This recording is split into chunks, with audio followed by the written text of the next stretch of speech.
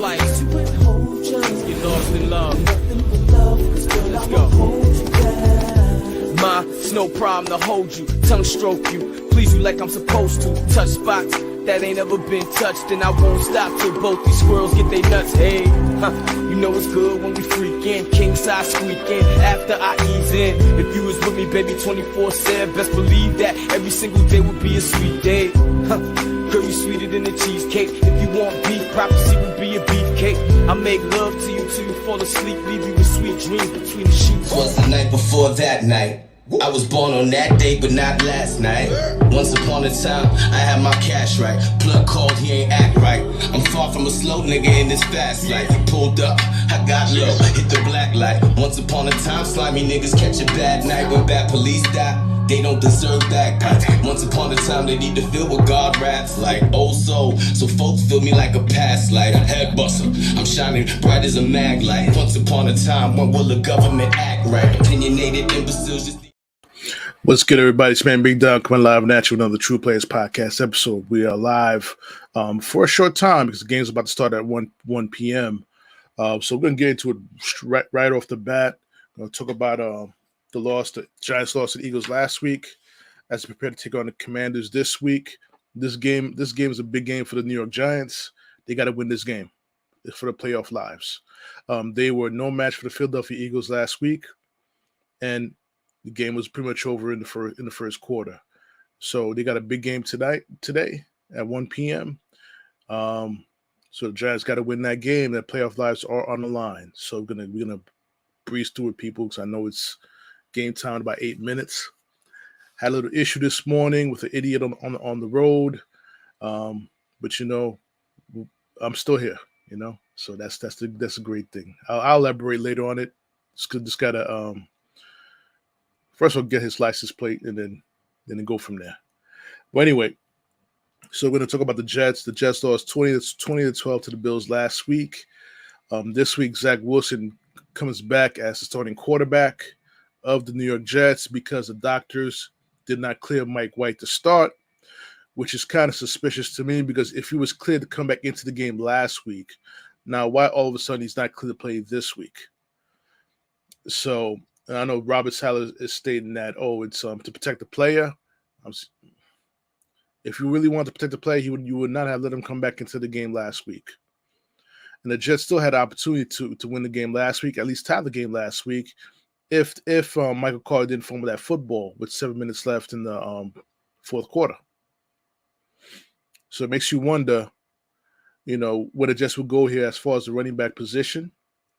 Zonovan Knight it seems like he's going to be a starting guy to get the majority of the carries, and maybe you got to bring out James Robinson. He does have a point there.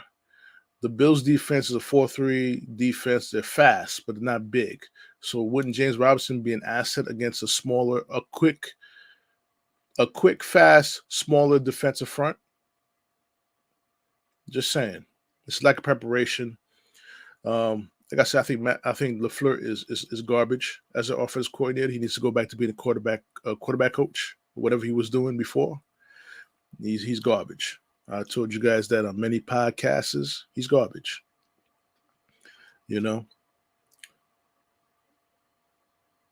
Zach Wilson's career is on the line with this start. You know why? Because he's coming back to the team that was feeling good, albeit they did lose some games with Mike White as starting quarterback. This team was feeling good. The offense had a certain rhythm, despite the garbage coordinator. The offense had some rhythm with Mike White. Garrett Wilson is getting at least averaging 6 or 7 catches a game for at least 100 yards a game with Mike White. Elijah Moore found his way with Mike White as quarterback. Corey Davis had a decent game the other day with Mike White as quarterback. So there's a lot of things that's going right with the team right now with Mike White as a quarterback. And this just didn't translate into wins. By the end of the day, the team feels good with Mike White behind center. So I'm anxious to see how the team will respond once Zach Wilson is back on the center today. We'll see what happens. We'll see what happens in about 5 minutes, guys. in a tough game against the Lions. These Lions are not pushovers anymore. Dan Campbell has got this team playing very well and playing very hard. This is not going to be an easy game for the Jets. And let me tell you something: the Jets are gonna lament not winning against Buffalo, not winning against the Vikings the previous week before, because those were two winnable games for the New York Jets. They wouldn't be outside looking in now if they had won one of those games. And you bring back Zach Wilson, who may in turn he could win this game. He may not win this game, and his career as a Jet is over. You never know. But instead of bringing back, my opinion, my thoughts is that you should have brought back You should have brought that kid Chris Streveler, whatever his name is. I hope he's active today. I hope he's the backup quarterback, because Flacco, former Super Bowl MVP, won a Super Bowl, but the way he came into the game last week, he looked like he was not even prepared to come into the game last week. And rightfully so, he doesn't deserve to be the backup quarterback in this game. But he may be the backup quarterback by default, which is kind of disappointing, because he's a veteran guy who should be ready to rock and roll at any given moment. And he really disappointed us as fans last week. I'm not gonna get on any of the groups, New York Jet groups, on this podcast. It makes no sense, because I think the majority of the people in there are idiots. They don't watch football properly, or even know how to watch football. They want to claim that Zach Wilson is 5-2 as starting quarterback. But guess what? Those two losses were against the Patriots. And if the Patriots and the Jets end with the same record for that last playoff spot, guess who's going into the playoffs? The Patriots. Okay? Your boy Zach Wilson was the quarterback of those two losses. Remember that. All right, so we're going to segue a little bit into the basketball with the New York Knicks. Winning 6 games in a row. They're playing the Indiana Pacers tonight at 5 p.m.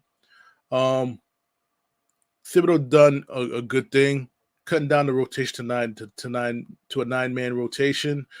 Quentin Grimes is getting his feet under him as a starting shooting guard. As you know, they have officially moved R.J. Barrett to the 3. My thing is, though, they swept the Chicago Bulls back-to-back on the road. A big win, though. The first game was in overtime. They won 129-121. And then the last game, which was Friday, they blew out the Bulls. So a couple of good wins. They're playing great basketball right now. Just keep the momentum going. Win against the Pacers to go 7 in a row. And you got something here with this New York Knicks team. The only thing I don't agree with Thibodeau is his feelings towards Cam Reddish. I think Cam Reddish, in my opinion, has a better upside than Quentin Grimes, but you can't knock the chemistry that Quentin Grimes has with Jalen Brunson as a point guard. So you can't knock that at all. And also Deuce McBride, he's getting some burn as a backup point guard, and he's playing some great defense, hitting some big shots. The thing about Quentin Grimes and Deuce Miles, they're fearless. They're fearless defenders. They're just fearless on the court. They'll shoot any shot if possible. So that's why they on that court playing some good basketball. Especially Quentin Grimes playing some great basketball, both on offensively and defensively. When he's asked upon on the offensive end to shoot those 3-pointers, he's knocking them down. So let's get it. Let's go for 7 in a row today. All right, guys. All right, so now we're going to talk a little bit about the Mets. The Mets finish off the winter meetings, signed Kodai Senga from Japan. You know what I'm saying? As my phone is going off. Pardon, guys. Waiting for possibly JoeyG is possibly joining me on the podcast, maybe not. But, yeah, so the New York Mets signed Kodai Senga from Japan, as well as the backup catcher Narvaez. What does that mean for the catch position? You got Alvarez there as a rookie. He saw some burn late last season. What is that going to do for McCann? I think the Mets should trade McCann instead of Nito. I like Nito in his backup position. Nito is a solid backup catcher. The pitch staff doesn't lose a step when he's catching them. So I think the guy that needs to be traded is McCann. Save some money off the luxury tax. You know, the Mets payroll is at least what, 320 now? 320 million for next year. Need to save some money. Save some money and then and go from there. Big news though, the one of the Mets targets for the DH position, an outfield position, JD Martinez was signed by the Dodgers yesterday for a 1 year, $10 million contract. So much to my happiness, quite possibly a reunion of Michael Conforto and the Mets could be imminent now. Me personally, if I was Billy Epler, I would have went for both of them. Go for both, sign both of them, and go from there, and then get rid of Vogelbach and Ruff. Get rid of both of them guys. They're a waste of bench space. And put in some real players who could actually hit the ball. Vientos is not ready to become that full-time DH. Alvarez is not fully ready to become that full-time DH. Let him get some burn as a catcher, whether it be starting or. Well, right now, I don't think he's going to start the season with the Mets unless he really hits great in spring training. That's the only way that'll happen. But it looks like it's going to be Narvaez and Nito. Hopefully Nito, not McCann. I'm not a fan of McCann. I didn't think this signing was worth it. He needs to go. So, what else the Mets need to do? They can still use more bats, deep lengthen the bench. Add more pieces to the bullpen. You got Ottavino still available. Let's try to re-sign Ottavino. And then to finish off that, to complete that bullpen reshaping, I hope they still have an opportunity to sign Seth Lugo, which, I don't think is going to happen. There's teams out there, like I said on the previous podcast, that's going to sign him as a starting pitcher. So Seth Lugo is as good as gone, guys. For anybody who's a fan of Seth Lugo, he is as good as gone. All right. So now let me talk about the football games that happened yesterday. The Colts versus the Vikings, which the Vikings came back from 33 to nothing against the Colts. Jeff Saturday and his team has a lot of explaining to do. Matt Roney has a lot of explaining to do. How could you blow a 33-0 lead? And it goes to show you that this Vikings team, everybody saw the Vikings team as a contender for the Super Bowl. Smoke and mirrors, baby. Smoke and mirrors.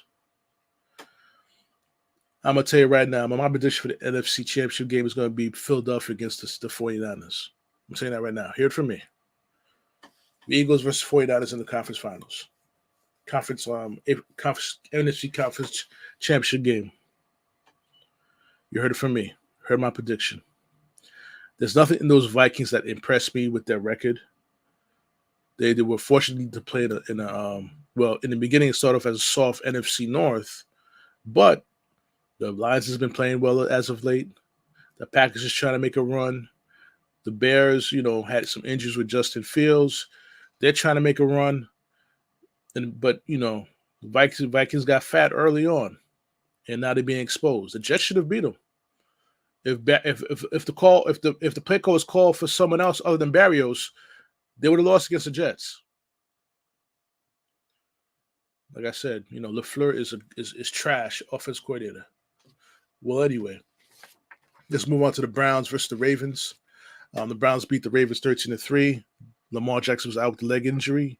Deshaun Jackson made his return. He was 18 for 28 for 161 yards. He beats the Ravens. You know what I'm saying? He was a little bit rusty when he came back. He still looked rusty. He hasn't played in over a year and a half. So he looked rusty, but he still made some plays. You know what I'm saying? He was my pick. When the Jets drafted Zach Wilson, I felt that pick should have been traded to the Texans for Deshaun Watson, despite his legal issues. Deshaun Watson should have been a Jet, in my opinion. Forget about all these other guys that we could have drafted, like Justin Fields, Mac Jones, or Trey Lance. Deshaun Watson was the guy they should have drafted. I mean, not drafted, but they should have traded for with that second pick. Instead of choosing a quarterback who got picked with the second pick because of a combine performance. Remember, combines have no live defenses playing. Everything's just simulation. It's not the real deal. Okay, I understand they use it to measure certain players' attributes, but it's not the. You need to see a kid live in action.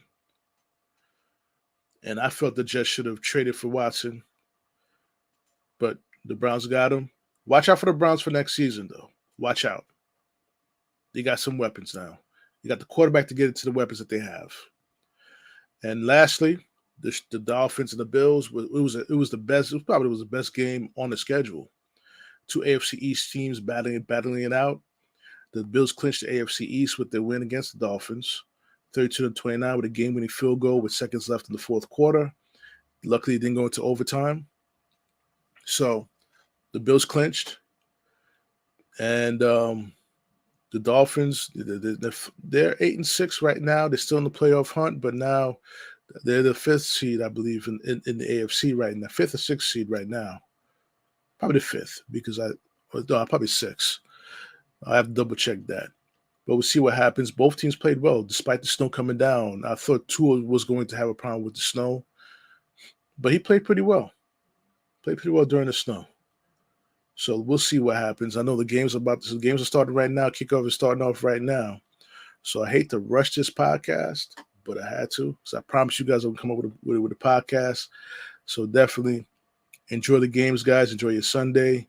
I will touch base with you guys more on what happened to me this morning, which, you know what, it was scary, but, I'm fortunate to be here, fortunate to be alive, you know what I'm saying? Because you got knuckleheads in these streets, think they're tough guys, flashing weapons and shit. Let me tell you something. If you're going to flash a weapon while you're in your car, you better use it. And make sure the person who you flash the weapon against, make sure they don't have a dash cam in your car to get your license plate, dummy. So on that note, it's your man Big Dog sign off on this podcast. You catch me on the YouTube at TruPlayaz Podcast. Catch you on patreon.com/TruPlayaz Podcast. You can listen to podcasts on Anchor, Spreaker, Spotify, iHeart Radio, TuneIn Radio, Soundcloud, Google Podcasts, Apple Podcast, and any other podcasting platform. I'm on all of them. So it's your man Big Dom. I'm about to sign off on this podcast, guys. I hit you guys on the next one. Peace.